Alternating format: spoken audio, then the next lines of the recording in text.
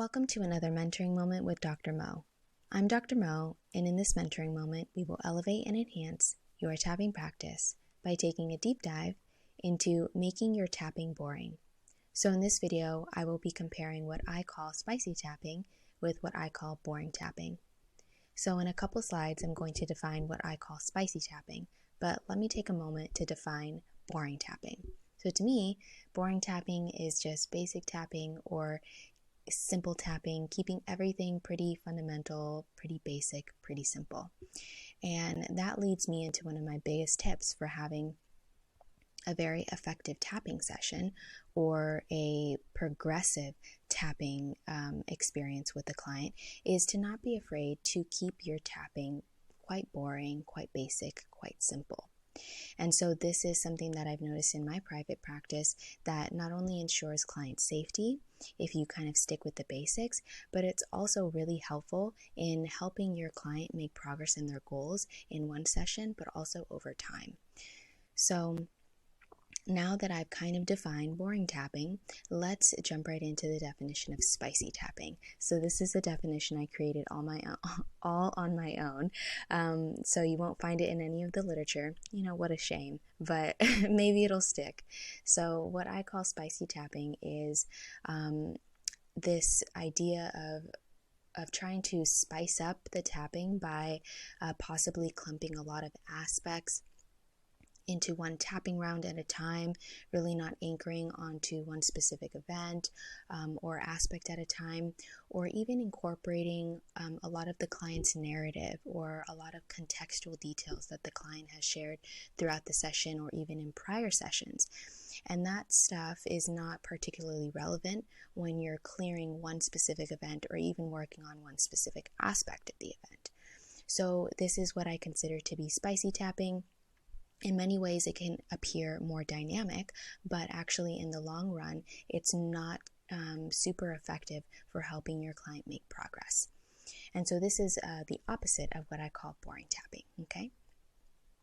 So nothing kind of consolidates all this information like an example.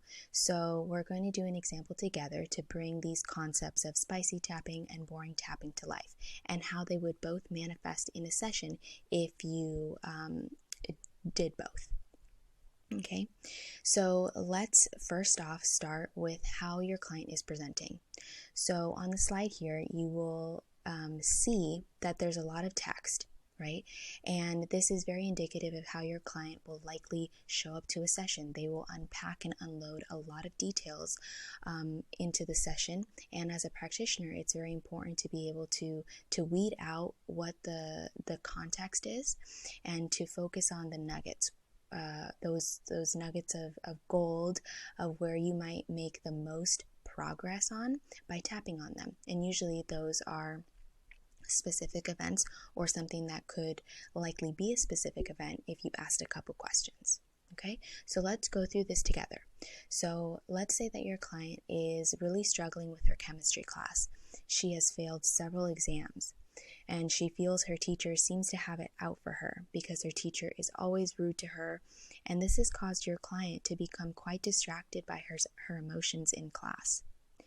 And recently she had an in-class experiment in which she had to use a Bunsen burner. And when she was doing this experiment, her hair caught on fire and her teacher laughed at her as it was happening. So now your client, as she's telling you this, she's really upset about this Bunsen burner incident and she has not been sleeping since it happened. So let's tease this example apart because, like I said before, all of these details, all the narrative, all the context is likely what your client is going to be bringing to the session.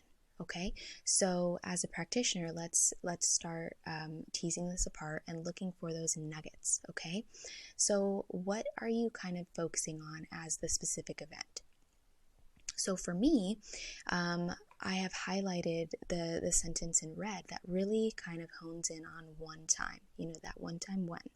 So it was when her hair caught on fire when she was doing that Bunsen burner experiment and her teacher laughed at her as it was happening. So the rest of the text that is in the black ink is what I call context. It's contextual narrative, and it's not particularly relevant for clearing that specific event and all the aspects associated with it. Okay? And so now that we've identified the specific event, what is a, aspect, right, of this specific event? So there are many potential aspects that could be at play here, but for the sake of this example, let's just choose one that we might think. So let's say your client was focusing on the visual of her teacher laughing at her, right? So it's a visual aspect that we have identified, and let's say that it was an intensity of 8 out of 10 for your client, okay? So we've identified a specific event and we've identified an aspect. So using clinical EFT, we can really make progress here on your client's issue by working on that specific event, on that table leg, on that individual photo in the photo album. And now this is not to say that the rest of the information that is in the black ink is not important. It definitely is. And I'm sure if you ask more specific questions about, what is one time that your teacher was rude to you, or when's an upcoming exam that you might feel nervous about, that you might fail, right? So there are, some nuggets there that if you asked more pointed questions, you could get to specific events. So the narrative is very important because it does give you kind of a jumping off point. But in this example, your client is immediately dealing with the emotional residue of that Bunsen burner incident, and she has not been sleeping since. So this is going to help your client feel some relief around this experience. And you never know, because of the generalization effect, tapping on this incident could definitely positively influence all the other times, right? It could collapse some issues without directly tapping on them. Okay? So now that we've identified, our basics, we have the specific event and we have one aspect that we really want to work on, I really want to show you the differences in how you would work with this information if you were doing spicy tapping and if you were doing more boring and basic tapping. So let's take the spicy tapping first. Okay, let's start with the setup statements for one round of tapping. So setup number 1, even though I'm having such a hard time in chemistry and I've failed several assignments, I accept myself. Setup number 2, even though she laughed at me during that experiment, I accept myself. Setup number 3, even though I can see her evil laugh, I know she has it out for me. She's been rude to me all semester. I accept myself. So now we move on to the reminder phrases for this specific tapping round. She's had it out for me all semester. I hate chemistry. It's really ruining my life. I know she hates me. Ugh, her evil laugh. I'm going to fail chemistry. Okay, so do you notice here how in this spicy tapping round, there really is no anchor? Okay, there's no anchor for the specific event that we identified. There's no anchoring into the specific aspect that we identified. And it doesn't exist in the setups nor in the reminder phrases. Okay, so what is really important here is crafting setups that reflect what you are trying to clear and using those reminder phrases to remind your client of what it is that you'd like to collapse and decrease the intensity on, okay? So reminder phrases are a very crucial part of the exposure therapy branch or arm of EFT, okay? Reminder phrases are super important because they provide, reminders to the client of that stressful thing that is creating the intensity, right? And the more exposure that you bring to your client through the use of those carefully crafted reminder phrases, the more affecting the tapping will be. Okay, so as you can see, this spicy tapping is incorporating bits and pieces of the narrative that was on the previous slide. But it's not really focused on the specific event, nor is it focused on the specific visual aspect that we really wanted to make some progress on. So yes, this spicy tapping is very validating to the client because you are using their exact words. You are basically summarizing their whole experience with the chemistry class, with the teacher, with the fear of failing the exams, all of that. It can be a very validating experience for the client to hear their experience back to them. And you can likely decrease some intensity, but it's not going to be as effective as working on a specific event and a specific aspect and really anchoring into that in your tapping. Okay, so now let's move on to an example of how you would work with this with boring tapping. Okay, so let's again start with the setups for one tapping round. So setup number one: even though I remember how she laughed at me when my hair caught on fire, I accept myself. Setup number two: even though she laughed at me and I'm remembering that visual, I accept myself. Setup number three: even though my teacher laughed at me when my hair caught on fire during that experiment, I accept myself. So now moving into the reminder phrases.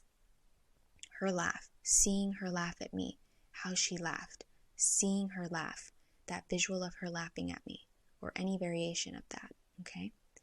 So do you notice the difference between the spicy and the boring tapping?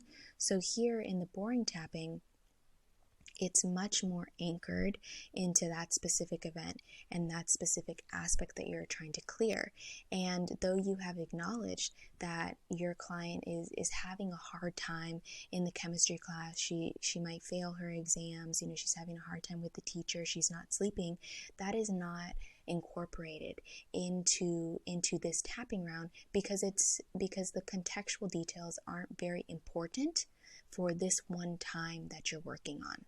Okay, and like I mentioned before, really honing in on that specific time, that one event, that table leg is going to be way more effective than kind of trying to do too much and clumping so many different aspects, clumping so many different emotions into one tapping round. Your client is likely going to be engaged in that spicy tapping because it's their experience repeated back to them, but the overall intensity may not go down, right? Because you're tuning into the ocean of emotion with the spicy tapping rather than really honing in on one water droplet of that ocean, which represents the specific event and the specific aspect.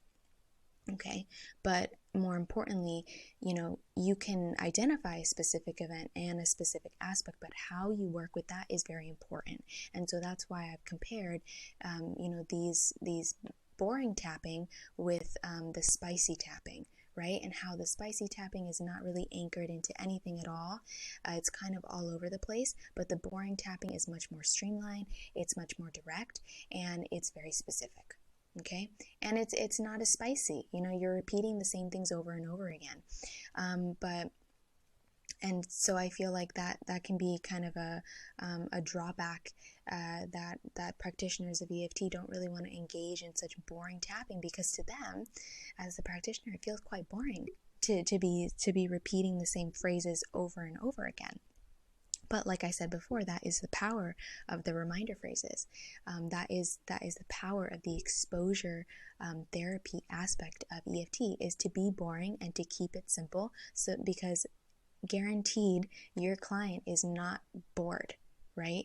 Repeating the same thing is not eliciting feelings of boredom in the client, because that's their experience, and their experience is not boring. Each time they are tapping on something and they are being reminded of that intensity, it's a very dynamic experience in their body, in their emotions, in their thoughts. Okay, so it's definitely not boring for them. And also, the more boring your tapping is, the more likely that your client is going to yawn and and release. Okay, and so this is kind of just a bad joke of about how yawns are a sign of emotional releases or unblocking of stagnant energy. But all jokes aside, being boring with your tapping is actually quite effective for your client's experience.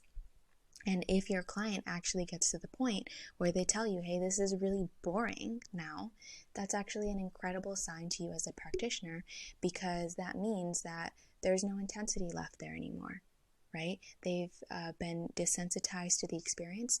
They're now indifferent or neutral to the experience, and they are, emotionally free from that experience. But you might be wondering, hey, Dr. Mo, I've seen some tapping masters and experts like Gary Craig. They have a really, free-flowing form of tapping. And it's not really, it seems like more spicy, and I would have to agree with you. It's a more intuitive, spicy flow. They incorporate a lot of the narrative, and they're experts in their field, and oftentimes we see them when they're doing sessions for large audiences. So I don't know how much of that is kind of tapping for the collective as well, right? Tapping for somewhat of a performance aspect, but I guarantee you that those masters and those experts like Gary Craig, they have really built their practice on the fundamentals, so that when they do that type of tapping, they can always go back to the basics, right? So they have a firm understanding of this boring, more basic type of tapping, so that when they embellish and they maybe go off script a little bit, they can they're not kind of swept into the dynamic of being spicy tapping, and how kind of it can easily balloon out into something else really quickly and spiral into something else really quickly if not anchored into something. So as experts, they have honed in on the basics and can always come back. So that's why I really recommend that when you're starting out with EFT and learning, you really kind of stick to the basics, so that if you'd like to change your practitioner style in the future and make it a little bit more spicy, you can, but always adhering to that which is the basics and, more boring fundamentals, if you will. Okay, so I really do hope that you have enjoyed this mentoring moment with Dr. Mo. I'm Dr. Mo, and we will talk and tap soon. Bye.